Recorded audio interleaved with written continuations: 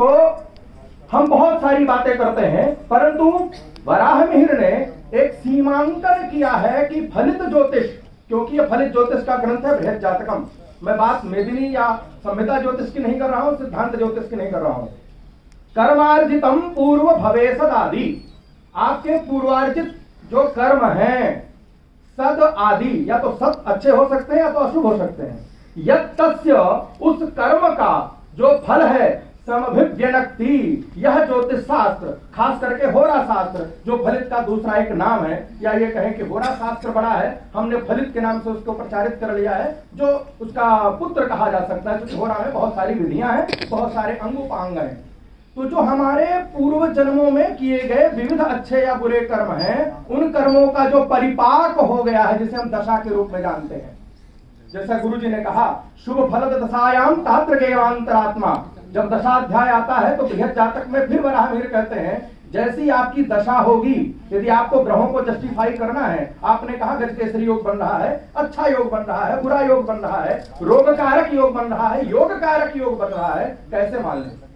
उसी ग्रह की कई बार दशा अंतर दशा आएगी, कई बार प्रत्यंतर दशा आएगी। कोई ग्रह ऐसा होता है जो अपनी दशा में ही फल देता है, और कोई ग्रह ऐसा होता है जो केवल अंतर दशा में फल देता है। कैसे सुनिश्चित करेंगे? तो यदि उस ग्रह की दशा है, अंतर दशा है, पहले तो हमें ये चुनना होगा, अमुक ग्रह दशा में ही फल देगा, अमुक ग्रह अंतर दशा में ही फल देगा। पूरी अंतर दशा, अच्छी अंतर दशा निकल जाती है, फल नहीं मिलता। या अशुभ दशा चल रही है, जो हमें लगता है अशुभ है और उसे शुभ मिलती है, हमें क्या लगता है इससे मायने नहीं रखता, जो उसको अनुभव हो रहा है वो मायने रखता है। तो कहीं ना कहीं निश्चित है हमसे गणना में या अनुभव में या विचार में या दृष्टि में दोष हो रहा है, क्योंकि भावर्त सूचका भावा, जो भाव है वो कई सारे अर्थों को सूचित करने वाले हैं। किसी भी एक भाव को पकड़िए, चतुर्थ भाव की चर्चा करें, चतुर्थ भाव माता का भी है, भूमि का है, वाहन का है, घर का है, जल का भी है।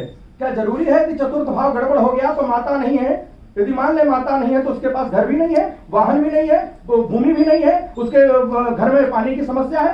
ऐसा नहीं होता।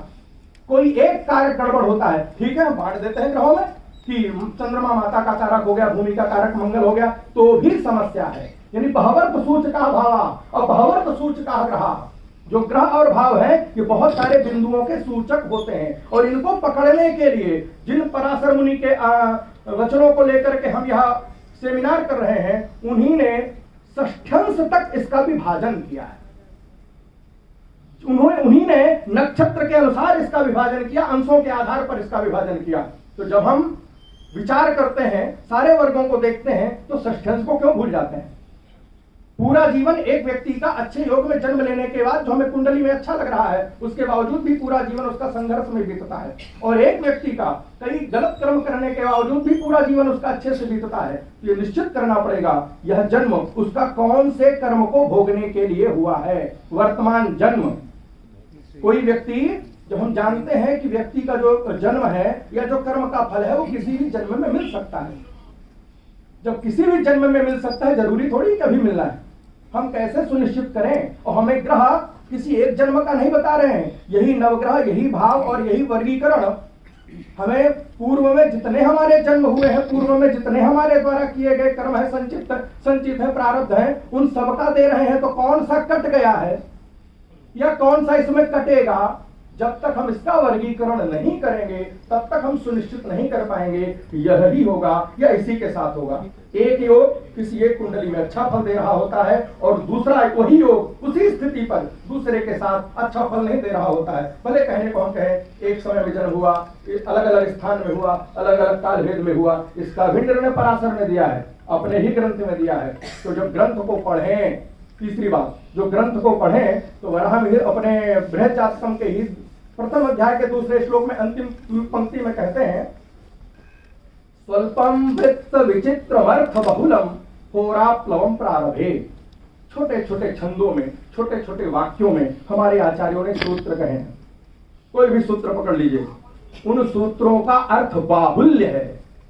समय के अनुसार, देश के अनुसार और जो वर्तमान परिस्थितियों में हमारे सामने चुनौतियां खड़ी हैं, उनके अनुसार, उनके अर्थों में या उनके प्रयोग में हमें विस्तार करना होगा।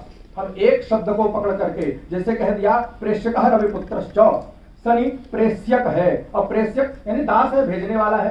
अब आप इसका अर्थ बाहुल्य कितना कर सकते हैं, अलग अलग भावों में, अलग अलग नक्षत्रों में, अलग अलग स्थितियों में, अलग अलग समीकरणों में कैसे कर सकते हैं, ये आपकी कला है, जो आपको गुरु से, आपकी साधना यानी अभ्यास से, और फिर इष्ट कृपा से प्राप्त होगी। यानी ज्योतिष या कोई भी शास्त्र, हम केवल ज्योतिष की बात ना करें, या तो गुरु से प्राप्त होगा, या तो आपके अभ्यास रूपी अनुसंधान से प्राप्त होगा, जिसको आप सतत करते रहते हैं।